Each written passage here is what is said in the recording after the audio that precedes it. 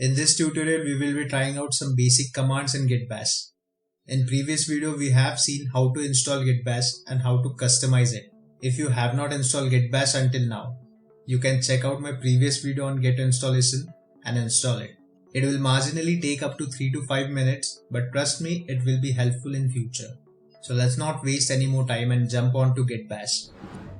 Alright, first we will check out which version of Git Bash we are using. So for that, just type git -- version on bash. And you will see the version which you are using. That's exactly the same version what we have downloaded earlier.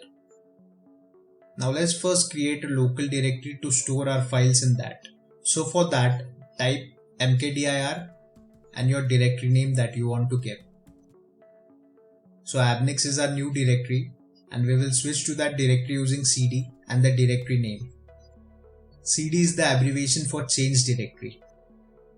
Alright, now if you want to see where exactly your directory is created, you can see a slash here. After this slash, there will be a path mentioned. Right there you will see your directory. Here it is mentioned desktop, so the directory will be created on the desktop. Well, after cd command, we will be inside our new directory. That is, we are into our ABNIKS directory. Now you can initialize this directory using git init. You saw that we created a directory with mkdir. You can even create directory with the help of git init. Like here, as we are inside ABNIKS directory, so let's try creating another empty directory inside this ABNIKS directory.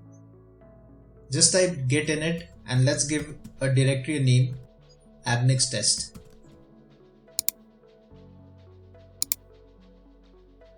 You can see that another empty directory ABNIKS test is created inside this ABNIKS directory.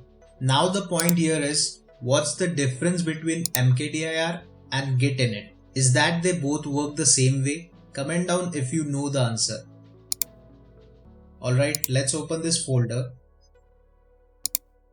Then create a new file within it. And type some content in it. And save this file by giving it a name.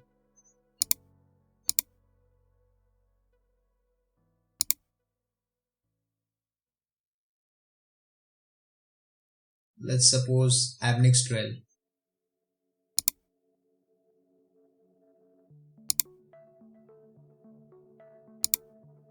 Now let's check the status of your file by running git status. You can see that the file is visible here in red color. It indicates that you have not yet committed this file. That is, currently your file is in working directory. So it's not tracked by Git at this point. The next thing that we have to do is to add this file to current directory with the help of git add and the file name.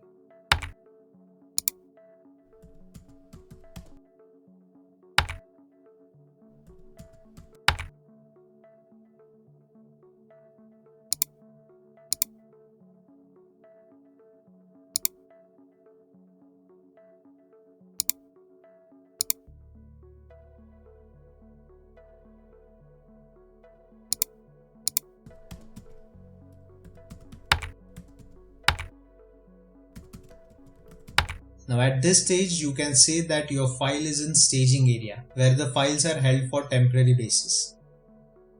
Alright, next let's commit this file to the local repository for now. Just type git commit -m and the message that you want. So let's say this is our first commit. So if you commit it for the first time, it will ask the identity of the author. That is, you should specify your email and name here. Let's add email first. You can use this command.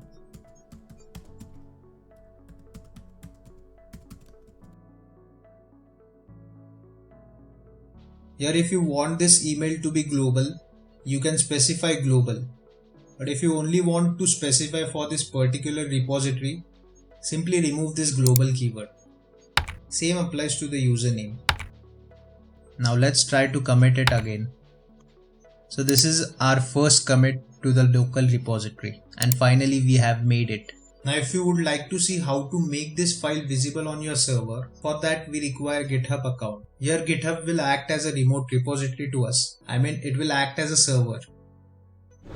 Alright, this was a little short video based on Git. Hope you have enjoyed it and had an idea about Git, especially if you are a beginner. So that's it for this video. Thanks for staying with me till the end. Take care. Goodbye.